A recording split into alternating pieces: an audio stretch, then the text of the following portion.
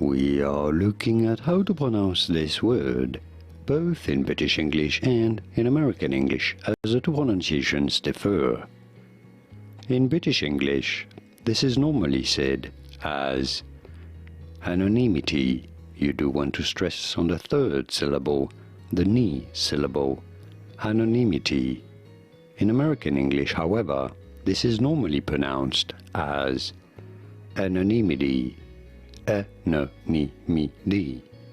Anonymity in American English versus anonymity in British English. Did you get it? Did you hear the difference? Was this any helpful? Let me know in the comments. Here are more videos on how to pronounce more words in English whose pronunciations aren't exactly always obvious. I'll see you there to learn more.